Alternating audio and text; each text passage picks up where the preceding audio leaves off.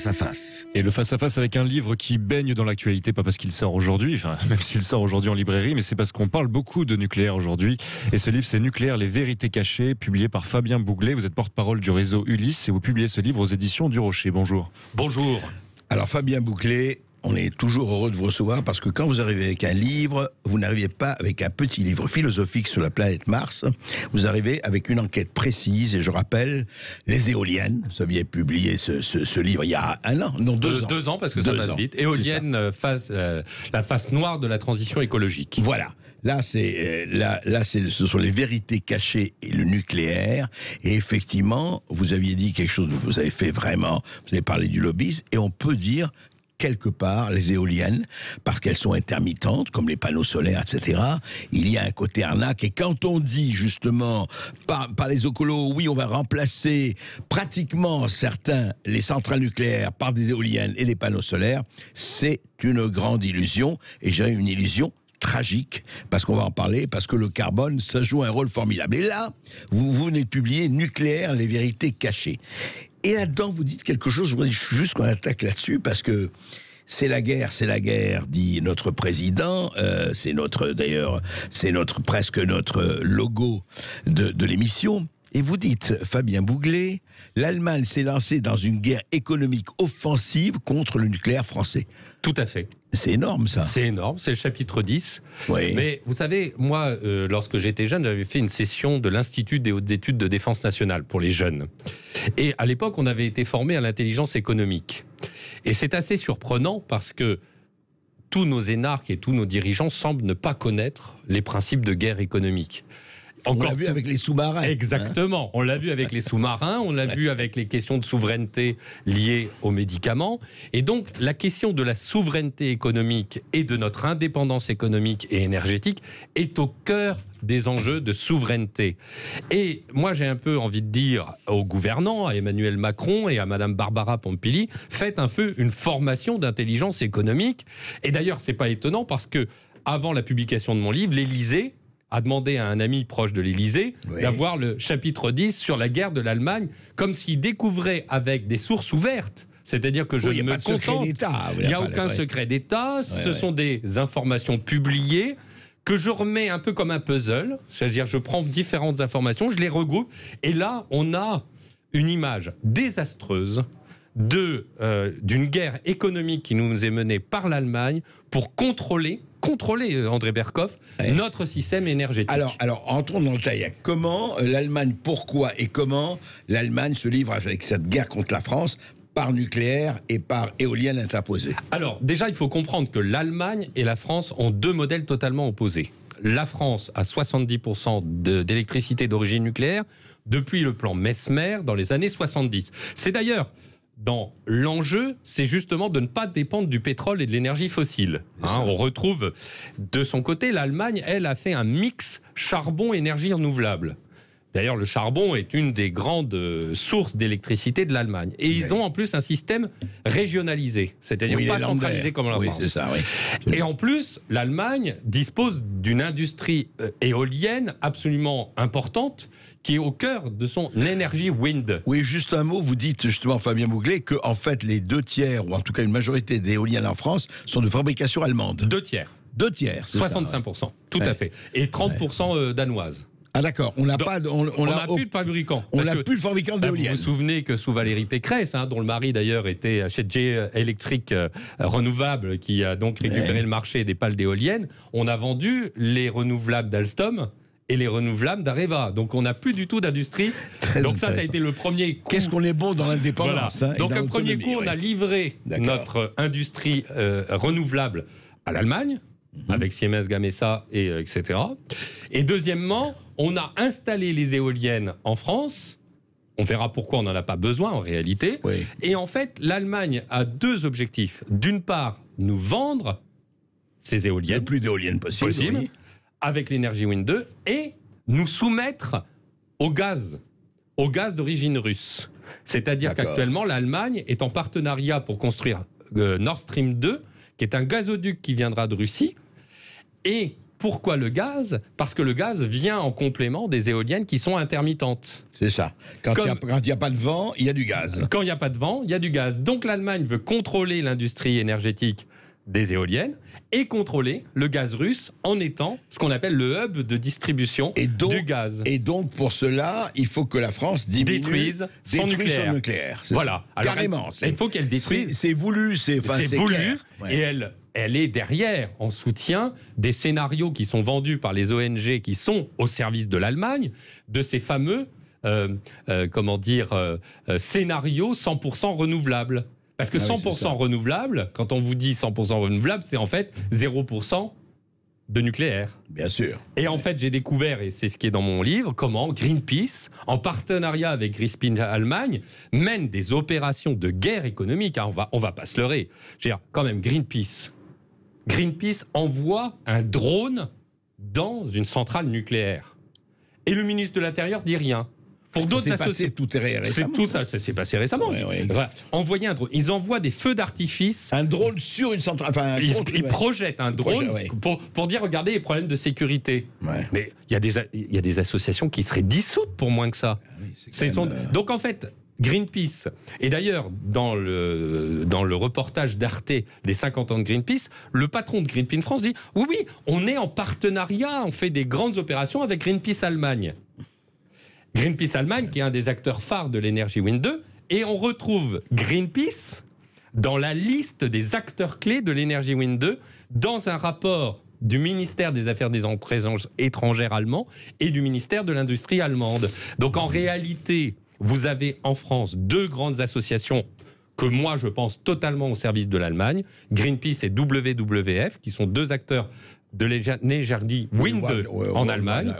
Et en France, vous avez un organisme que j'ai déjà cité, mais qui a vraiment son importance, c'est l'OFATE, l'Office franco-allemand de la transition énergétique, qui est un organisme de droit allemand, dont les bureaux est en Allemagne au ministère de l'Industrie allemande, et est André, et en France, dans les locaux de la Direction générale de l'énergie et du climat du ministère de l'écologie, la direction chargée chez Pompili actuellement. Chez Pompili, chargée de la politique d'installation des éoliennes en France. C'est-à-dire qu'on a un lobby allemand, d'influence allemande, industriel allemand, au sein même de nos institutions. Je demande au président Macron, je le dis solennellement, vous ne pouvez plus accepter la présence d'un lobby industriel de ce type au sein même des institutions françaises. C'est une forfaiture.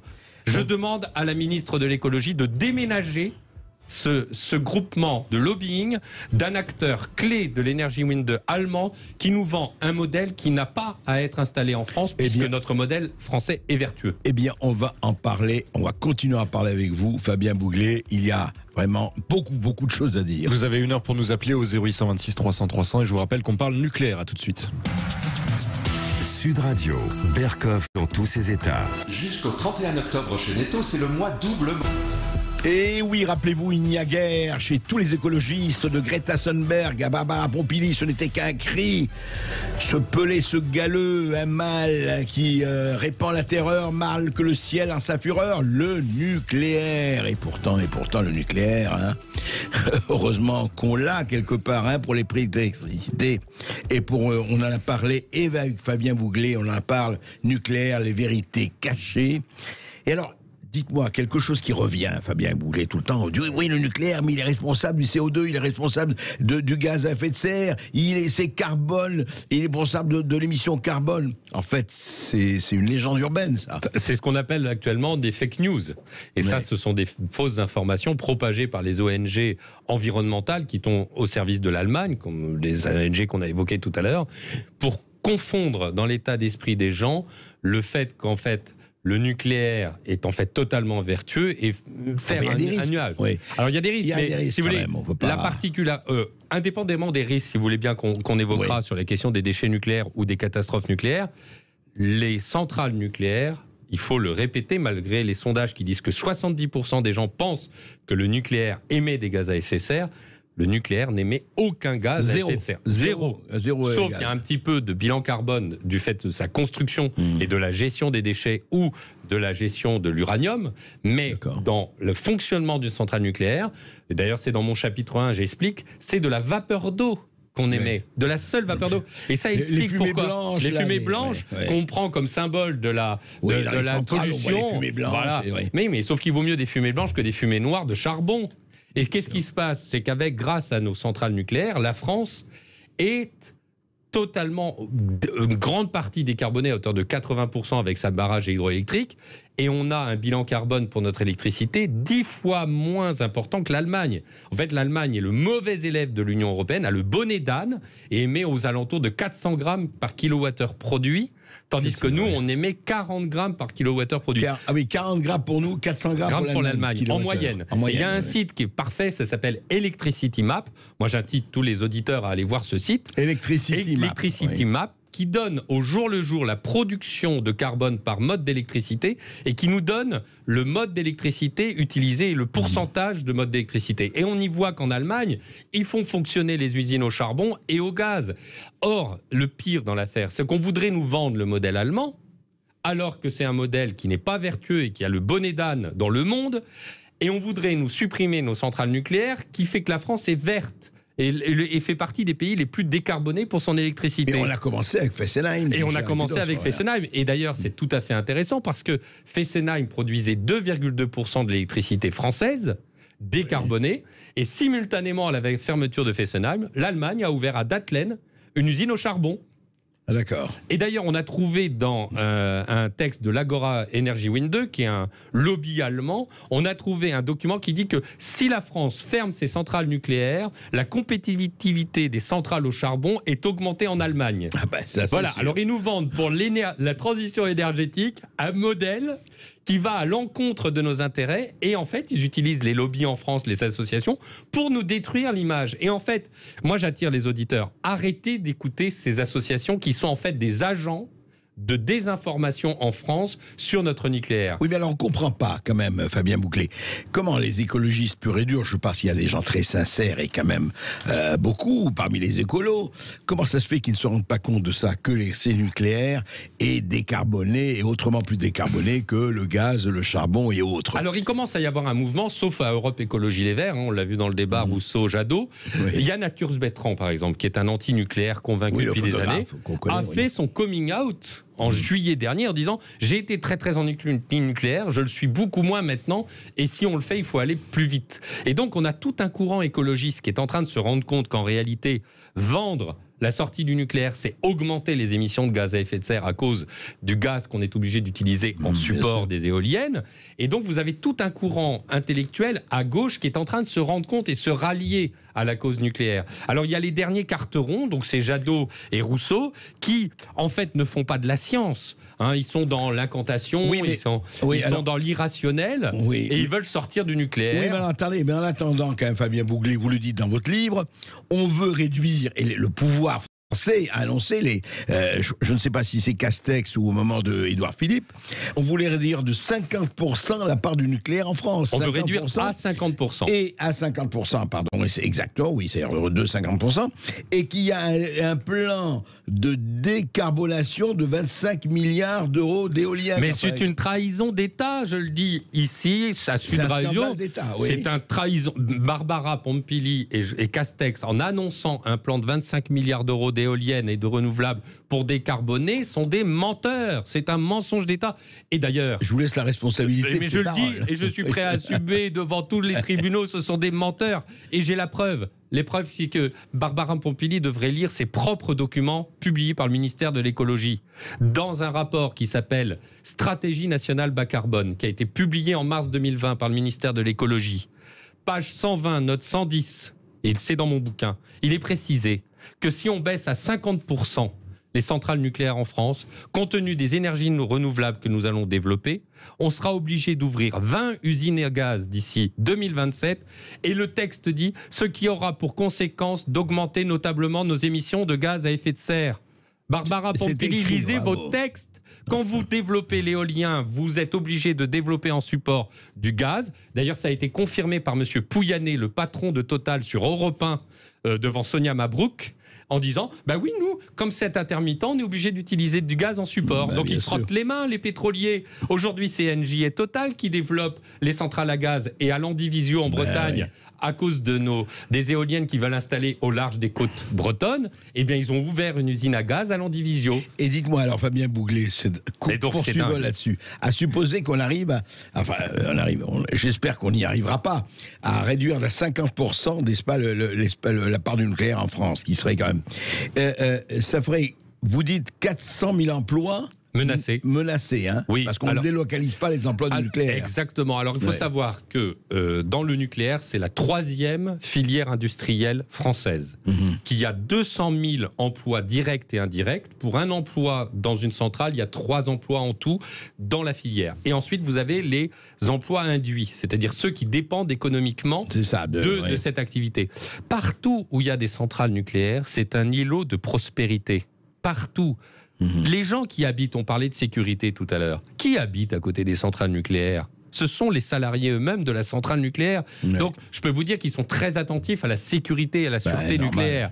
Et donc, cette filière industrielle, ces apprentis sorciers, quand ils disent qu'ils veulent baisser la part du nucléaire, en réalité, il faut entendre, nous voulons créer du chômage en France, en supprimant des emplois dans la filière industrielle nucléaire. C'est ça la conséquence. Et ça ferait hausser de combien le prix de l'électricité ? Alors, aujourd'hui, il faut être très clair.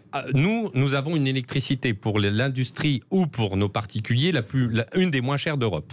Il est autour de 180 euros le mégawattheure pour les particuliers et aux alentours de 150 pour les entreprises hors taxe. D'accord. En Allemagne, avec leur système, ils sont 60% plus chers et 60% plus chers pour les particuliers et 50% plus chers pour les entreprises. Il faut savoir que si on remonte le cours de notre électricité, ça a une autre conséquence. Si on baisse le nucléaire, on va augmenter le cours de l'électricité compte tenu des éoliennes et du gaz. Mais en plus, on va baisser l'industrie française. Mais en plus, vous avez aussi toute l'industrie chimique et une industrie dont la marge d'activité dépend du prix de l'électricité. Donc si vous baissez le nucléaire, vous augmentez le prix de l'électricité pour nos industries et vous baissez la compétitivité de nos entreprises. Donc l'Allemagne, elle joue coup double. Elle veut augmenter... perdant-perdant, là. On est perdant-perdant.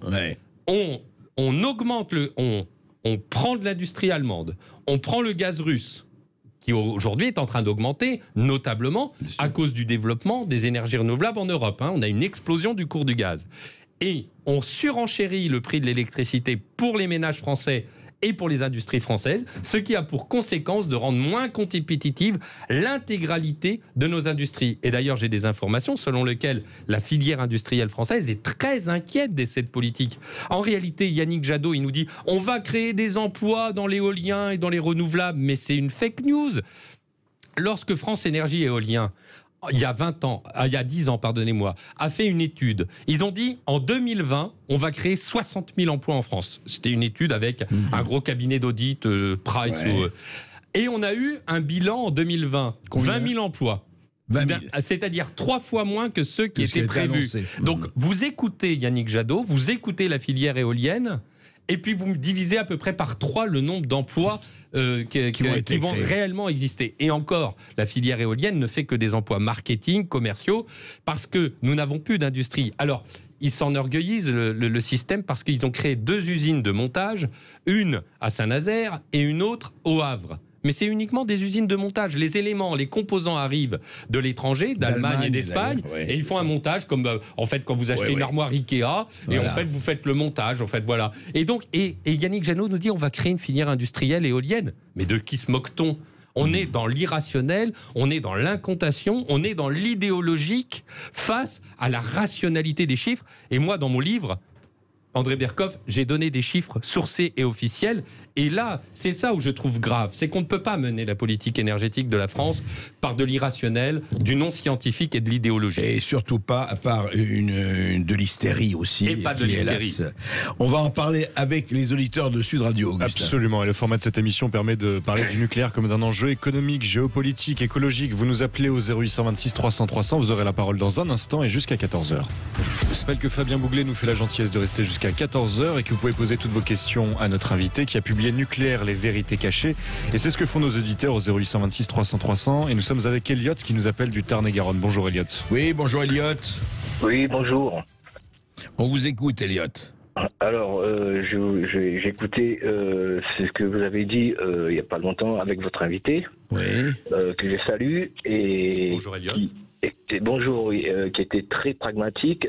Bon, je suis pas un spécialiste de l'énergie. Bon, par contre, ma petite histoire, vite fait en 2 mots, j'ai toujours travaillé dans la maintenance. Et je suis d'origine réunionnaise et j'ai fait 3 ans dans le nucléaire, 2 ans dans l'aéronautique et puis dans l'industrie française. D'accord.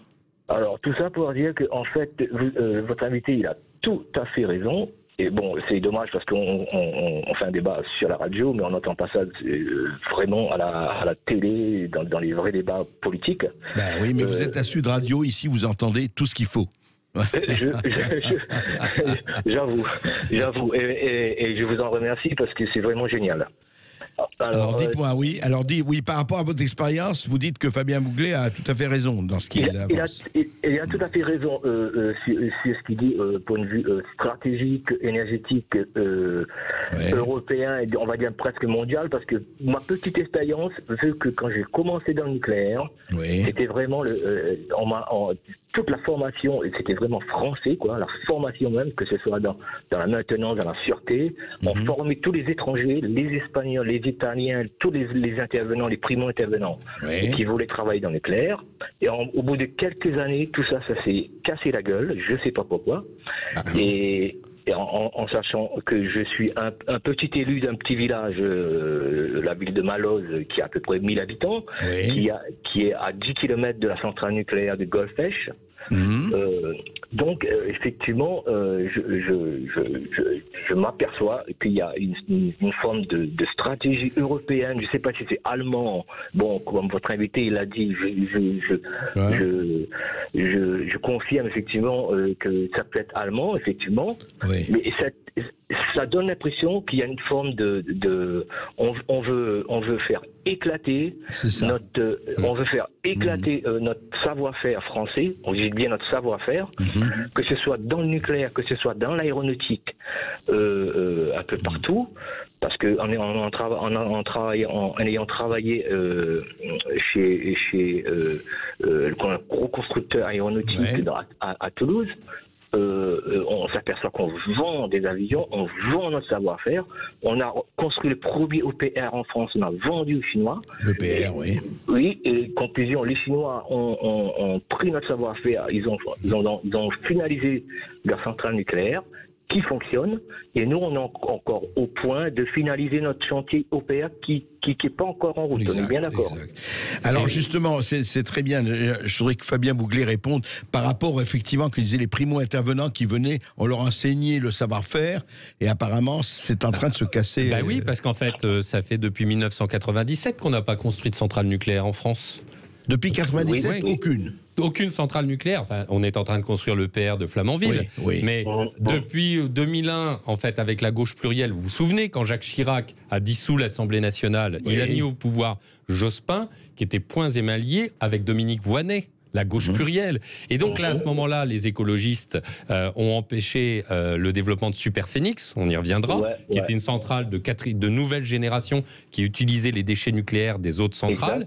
Et a complètement, à partir de ce moment-là, dans à peu près 20 ans, on a supprimé l'image du nucléaire en France, qui était une des principales sources d'exportation de notre industrie. Parce qu'il ne faut pas oublier que derrière les 400 000 emplois localisés en France, on a aussi 25% des centrales nucléaires installées dans le monde ont été installées par les Français. Ah et ouais, quand 25%, on installe 25%, ouais. mais aujourd'hui le chiffre se réduit parce qu'on a fait un transfert de technologie avec la Chine.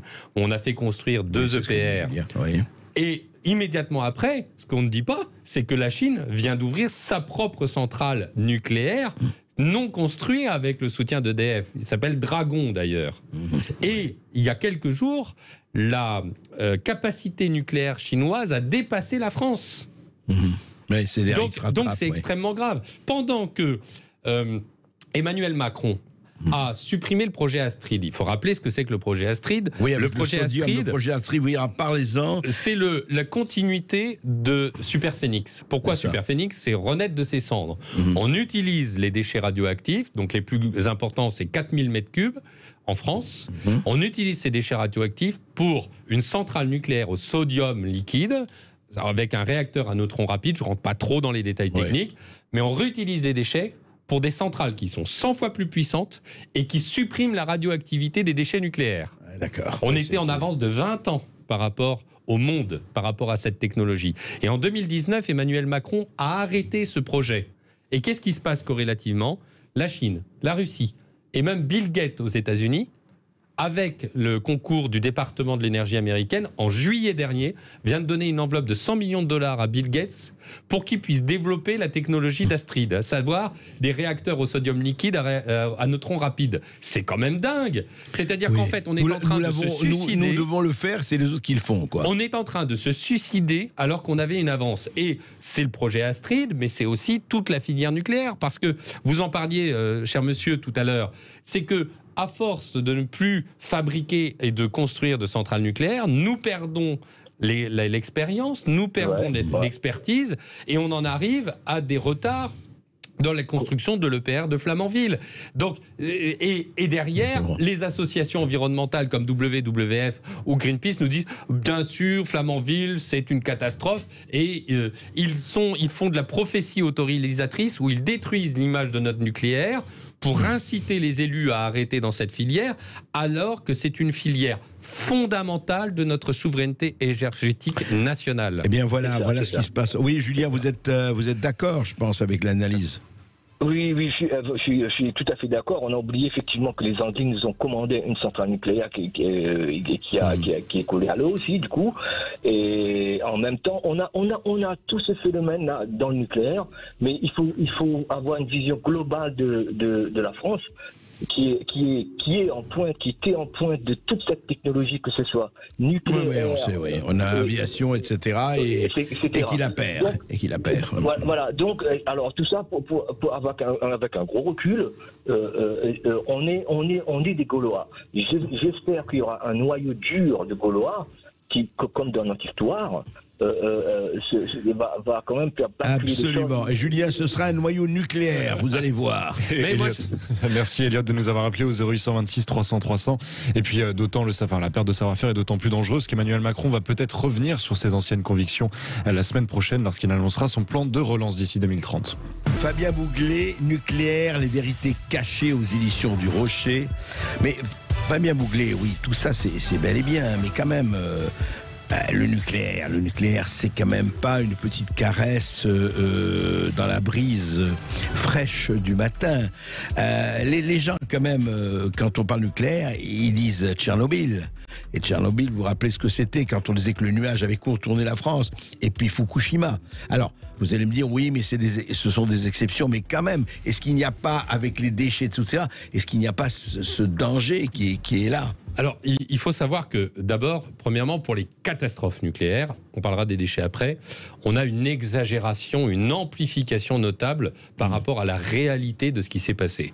Pour Fukushima, il y a eu 20 000 décès à Fukushima, mais principalement et essentiellement dû au tsunami. Oui, c'est ça. Et là, c'est prouvé. Et d'ailleurs, il n'y a même pas de contre-étude des associations environnementales. Et il y a eu effectivement un mort. Donc, il y a eu 0 blessé, 0 mort. Et il y a eu un mort après dans les opérations d'entretien. Mais pas par le nucléaire, mais pas au titre du nucléaire. Et ensuite, il y a eu des morts à cause des déplacements de population. Bien sûr. Et il y a eu, et j'ai découvert une étude très intéressante qui a prouvé que les personnes qui avaient des problèmes psychologiques ou psychiatriques, la famille, quand il y avait des décès, ils recevaient, suite à l'événement de Fukushima, ils recevaient une prime. C'était intéressant, d'ailleurs, c'est dans une commission du département américain sur l'énergie. Donc ça, c'est très intéressant. D'accord. Et donc, il n'y a même pas de contre-étude. Alors, il y a eu 200 cancers de la thyroïde. C'est le cancer le moins mortel. Ah, pour Tchernobyl, là, il y a eu le forum Tchernobyl. Alors là, c'est quand même un forum onusien avec l'UNESCEAR, l'OMS, tous les pays concernés, l'Ukraine, la Russie, les pays adjacents. Il y a eu des études qui sont faites depuis 30 ans avec des suivis médicaux. Ouais. Il y a eu, au moment il y a eu aux alentours de 80 morts.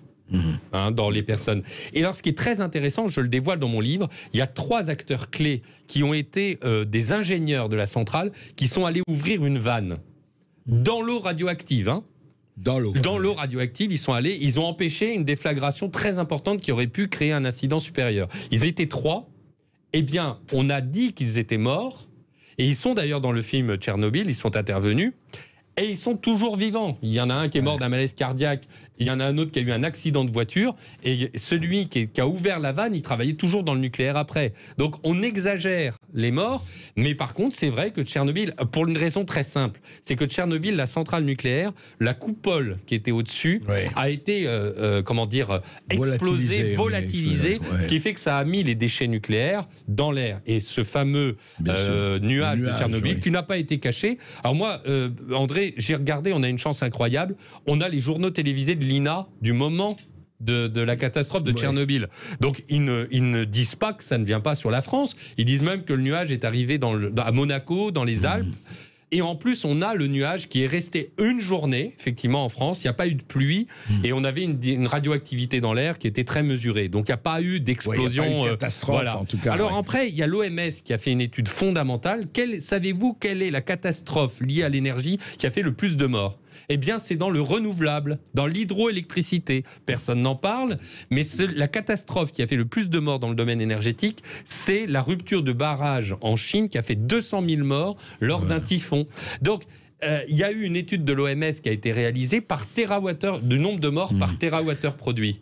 Et on voit que le nombre de morts est de 100 morts par térawattheure produit dans le charbon et de 0,04 morts pour le nucléaire, en intégrant Tchernobyl et Fukushima. C'est le mode de production le moins mortel. Il faut savoir également que une étude d'Harvard a établi que le fameux charbon qu'utilise l'Allemagne produit 10 millions de morts par an. Parce que dans le charbon, vous avez de l'uranium, du mercure, des saloperies. Pas 10 millions de morts par an en Allemagne. Par an dans le monde. Dans le monde. Oui. Une étude d'Harvard, et c'est pour ça d'ailleurs que tout le monde dit au GIEC, il faut supprimer le charbon. Bah évidemment, il faut supprimer le charbon le plus rapidement possible. Et la seule façon de supprimer le charbon ou le gaz, qui est 2 fois moins émetteur de gaz à effet de serre, mais qui quand même émet 500 grammes de CO2 par kilo, c'est le nucléaire. Mais il ne se dirige pas vers ça. En fait, l'Allemagne doit utiliser le modèle français. Il faut que l'on vende des centrales nucléaires à l'Allemagne. Le jour où vous convaincrez les Allemands d'utiliser le modèle français, c'est pas pour demain, hélas. En tout cas, la Pologne suit la France sur ce chemin. C'est vrai. Et nous avons des appels au 0826 300 300. Nous sommes avec Renaud qui nous appelle de Seine-Saint-Denis. Bonjour Renaud. Oui, bonjour Renaud. Bonjour. Bonjour André, bonjour à votre excellent invité qui a quasiment, qui a tout dit sur le nucléaire. Je vais essayer d'aller un petit peu plus loin par rapport à cette question. La question nucléaire, elle est bien évidemment essentielle, mais elle témoigne en réalité de ce que l'on vit depuis 50 ans, des élites politiques françaises paresseuses, qui ne travaillent pas, qui ne connaissent pas les sujets, et qui par paresse, et peut-être aussi par facilité, ont préféré être achetés soit par des puissances étrangères, Chine, Allemagne, États-Unis, soit se laisser corrompre par des groupes pharmaceutiques, etc. Le Covid, on est en train de voir un petit peu cette hystérie. Donc le nœud du problème, il est là. Tant que les Français n'auront pas compris que sans souveraineté, nous sommes coincés. Quand vous êtes souverain, vous êtes libre de vos décisions. Vous ne dépendez de personne. Or, depuis Valéry Giscard d'Estaing, tous les chefs d'État et de gouvernement sont tenus, soit par des accords, soit par je ne sais quelle autre obligation qu'ils font, qu'ils ne peuvent pas faire autrement. Soit par l'acheter. Aujourd'hui, on a en plus aussi ce problème, c'est qu'on a une baisse du niveau éducatif, une baisse du niveau culturel, qui donc a comme conséquence une baisse du patriotisme. Le souverainisme, c'est la guerre, c'est le fascisme, c'est le repli, toutes ces fariboles. Et aujourd'hui, l'idéologie européiste vient d'être remplacée par l'idéologie de l'écologie, de l'écologie. C'est-à-dire qu'on se dit, oh, on est foutu, en fait on veut sauver la planète. Moi je pense que des gens peuvent avoir une ambition mesurée, c'est d'essayer de sauver la France. Mais bon, si après on veut sauver la planète, c'est n'importe quoi. Et dans cette logique-là, bien évidemment, le nucléaire est le vilain petit enfant qu'il faut brimer, qu'il faut taper, qu'il faut censurer. Et là, là est le problème. Ensuite, les Français sont totalement schizophréniques, mais qu'ils continuent. S'ils veulent voter pour Yannick Jadot, ça les regarde. Quand on paiera l'électricité 200-300% plus cher, ça les regarde. Si les Français veulent s'appauvrir, s'ils veulent disparaître avec une petite dose de Pfizer pour avoir des bons effets secondaires, eh bien ça les regarde. Je voulais juste vous citer une phrase du grand Jean Baudin, grand souverainiste, grand juriste, grand historien et grande qui disait personnalité quoi, de Jean France. Baudin? Il disait « Les vraies marques d'un grand roi, c'est donc la vraie marque de la monarchie royale, quand le prince se rend aussi doux et ployable aux lois de la nature, qu'il désire ses sujets lui être obéissants, s'il craint Dieu surtout, s'il est pitoyable aux affligés, c'est-à-dire s'il a pitié pour les affligés, prudent aux entreprises, hardi aux exploits, modeste en prospérité, constant en adversité, ferme en sa parole, sage en son conseil, soigneux de ses sujets, aux amis, terrible aux ennemis, je finis courtois aux gens de bien. Oui, Renaud, on va pas aller jusqu'au bout. Non, mais ça c'est bien, mais on a bien compris ce que vous dites et je crois que c'est très important. C'est tout à fait important. Ce que dit Renaud. Tout à parce que c'est vraiment le fond du problème. Oui. C'est l'inculture, c'est la corruption. Et la corruption et l'incompétence scientifique. Tout à fait. Ils ne sont pas entourés de gens qui leur disent ce qui se passe. Exactement. C'est important, ça. Et je le dis à Barbara Pompili. Lisez un peu, Madame la Ministre, lisez un peu la presse. Yannick Jadot, lisez. Alors, Yannick Jadot, c'est simple. Yannick Jadot, dans mon enquête, j'ai établi qu'il a parmi ses membres le haut dignitaire de l'éolien français, Jean-Yves Grandidier, le patron de Valorem, qui est une boîte éolienne, qui est le créateur du syndicat France Énergie Éolien, et membre de l'OFATE, le fameux lobby allemand. Alors évidemment, Yannick Jadot, il est poings émaillés avec le lobby éolien qui est derrière lui. C'est une évidence. Alors après, comment voulez-vous que il n'y a pas de Yannick Jadot et tous les autres. Tous les autres, Castex et Pompili et le gouvernement. Il n'y a pas que Yannick Jadot. Comment il se fait que ces gens-là n'ont pas compris que effectivement c'était les panneaux solaires, les éoliennes sont des intermittents du spectacle, enfin du spectacle de la nature. Comment ça se fait? Moi, je suis toujours étonné à chaque fois et je me dis mais comment ces gens-là qui ne sont pas complètement je veux dire inconséquents, et comment ils ne réfléchissent pas? C'est quoi? Ils s'en foutent du bien collectif? Ils s'en foutent de l'avenir? C'est quoi? Je l'ai dit à l'instant, ils ne lisent pas, ou du moins leurs conseillers ne lisent pas.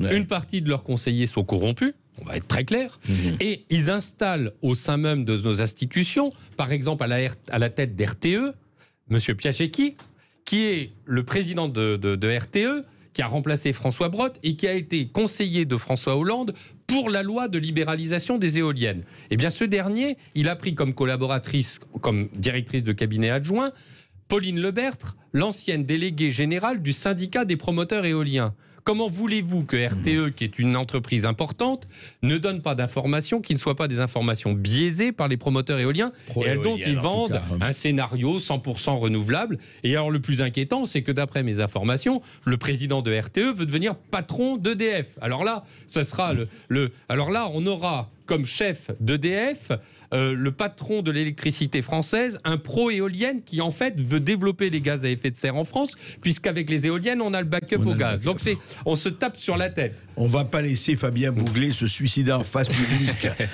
et on ne pourra pas vous dire, Fabien Bouglet, que vous ne répondez pas aux questions de nos auditeurs au 0826 300 300. Vous avez encore un quart d'heure pour nous appeler jusqu'à 14h. Et nous partons tout de suite dans l'Hérault sans perdre de temps avec Frédéric qui nous appelle au 0826 300 300. Bonjour Frédéric. Oui, bonjour Frédéric. Bonjour, merci à vous, merci pour cette émission qui me donne l'occasion de rebondir sur une phrase de M. Bouglet qui disait que le nucléaire était vertueux.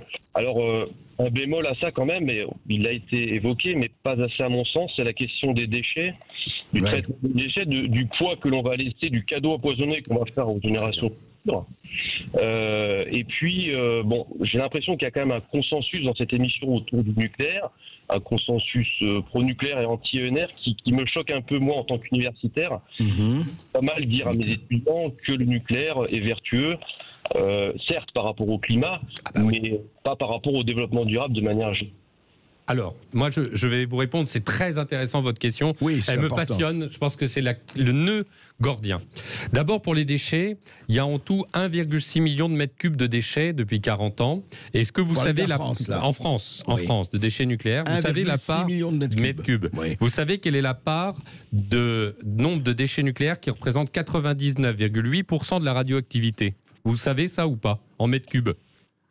Non, je ne l'ai pas. Eh bien, c'est 44 000 mètres cubes, ça représente 3%. Et les déchets de haute activité, c'est-à-dire ceux les plus importants, c'est 4 000 mètres cubes qui représentent 0,2% du nombre de déchets et 95% de la radioactivité. Donc on parle là d'un bâtiment qui fait 10 mètres par 40 mètres, vous voyez, à peu près. Et ces déchets, ils vont être installés à Bure, à Cigéo, mais surtout ils sont réversibles, c'est-à-dire qu'on va pouvoir utiliser ces déchets dans les centrales nucléaires de 4e génération, et c'est la raison pour laquelle l'URSS, qui aujourd'hui développe beaucoup les centrales nucléaires, a créé un centre d'enfouissement. La Russie, pardonnez-moi, a créé un centre d'enfouissement,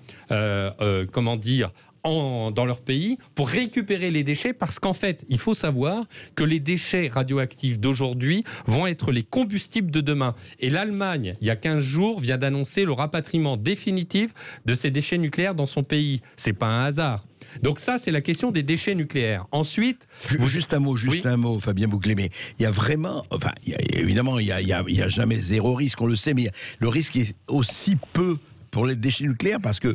Les déchets nucléaires sont mis dans des colis qui sont vitrifiés, et ensuite ils seront enfouis, mais ils seront réutilisés. On en a besoin, on va en avoir besoin pour les nouvelles centrales nucléaires. Ensuite, pour la gestion des déchets nucléaires, vous avez un prix Nobel de physique qui s'appelle Gérard Mourou, qui a trouvé une technique au laser par transmutation des déchets nucléaires. Il a eu le prix Nobel de physique pour ça, quand même, donc il ne faut quand même pas oublier. Donc ça, c'est la science. Et il y a le projet MIRA en Belgique pour justement traiter ces problèmes de déchets nucléaires. Ensuite, je voudrais revenir, est-ce que parce qu'il y a 4000 mètres cubes de déchets haute activité, selon les chiffres de l'ANDRA, qui est la structure de gestion des déchets nucléaires, on va arrêter une électricité vertueuse? Et pourquoi elle est vertueuse? Parce qu'elle n'est pas émettrice de gaz à effet de serre. Il faut savoir que 70% de l'électricité produite dans le monde, 70% des émissions de gaz à effet de serre dans le monde le sont du fait des énergies fossiles. Et le GIEC, en 2018, dans son rapport du GIEC suite à la COP21, a précisé dans son rapport que dans tous les scénarios, il fallait un développement du nucléaire.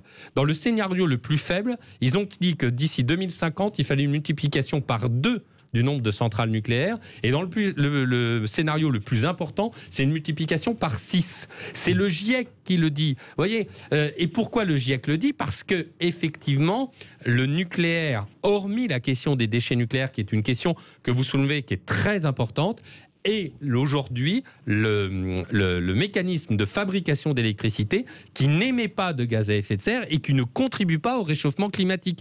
Or, c'est ça la clé. Et c'est d'ailleurs la raison pour laquelle de nombreux scientifiques, de nombreux écologistes dans le monde sont en train de faire leur coming out. On a même l'ancien patron de Charlie Hebdo qui l'a fait l'autre jour sur France Inter. Vous allez voir, monsieur, que dans les jours qui viennent, dans les mois qui viennent, vous allez avoir un nombre impressionnant de personnes qui vont faire leur coming out pro-nucléaire. Pourquoi? Parce qu'aujourd'hui, être anti-nucléaire, c'est être contre la planète et contribuer au réchauffement climatique. Quand Yannick Jadot et les écologistes veulent multiplier le nombre d'éoliennes dans notre pays et donc les usines à gaz en complément, ils contribuent au réchauffement climatique. Alors Frédéric, vous voulez répondre? Je ne pense pas qu'on puisse être pro ou anti-nucléaire.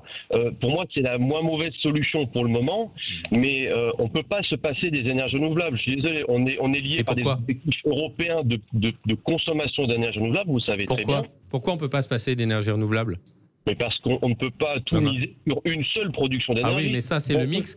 Giscard s'était battu avec Mitterrand là-dessus. Mitterrand, dans son débat en 1981, il disait qu'il faut un mix de charbon nucléaire renouvelable. Vous voyez? Or, le problème, c'est que Je vous donne un exemple. Quand il y a des renouvelables, on est obligé d'utiliser en complément des usines au gaz ou au charbon.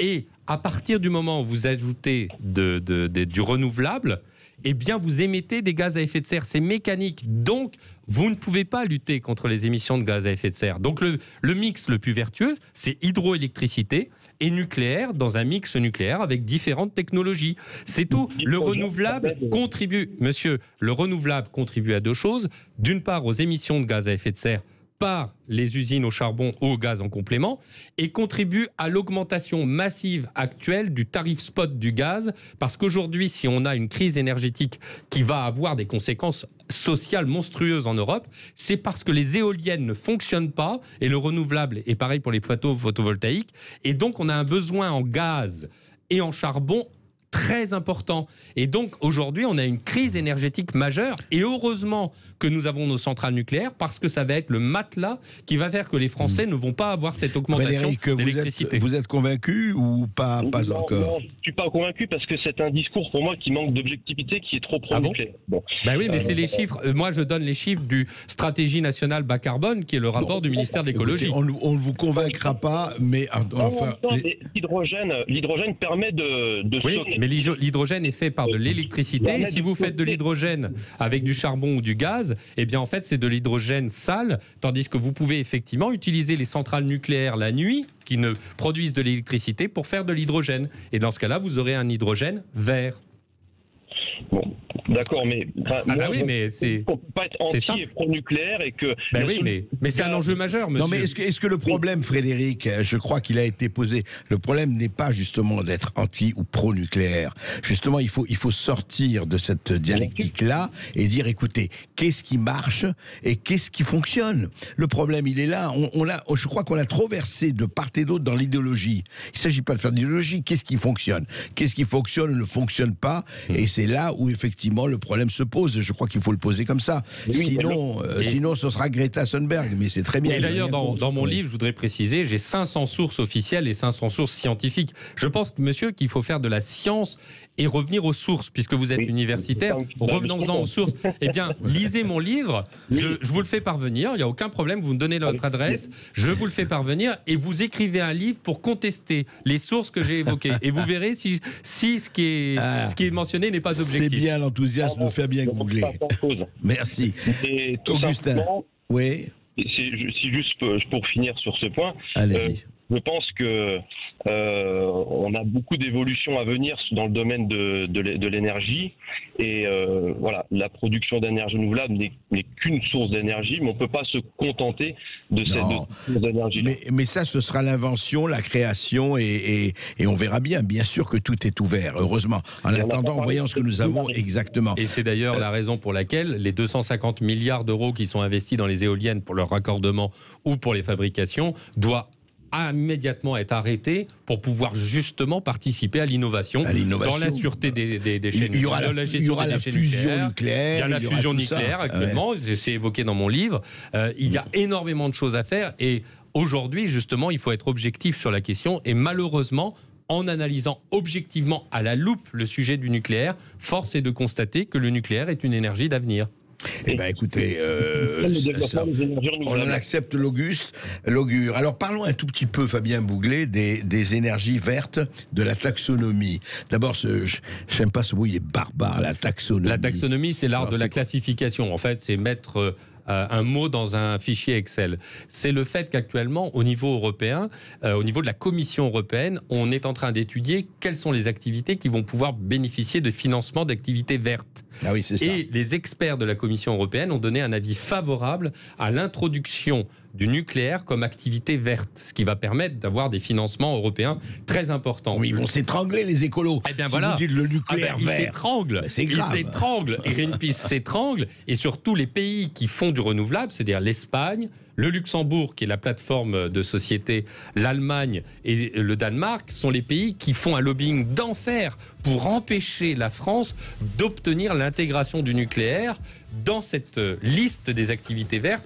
Et il faut absolument, et là Bruno Le Maire, il faut reconnaître, autant Barbara Pompili fait pas un travail vraiment, a fait un travail lamentable, Bruno Le Maire fait un travail remarquable de défense du nucléaire auprès des institutions européennes. Eh bien écoutez, vous avez compris que Fabien Bouglet n'est pas un adversaire résolu du nucléaire, il nous l'a montré.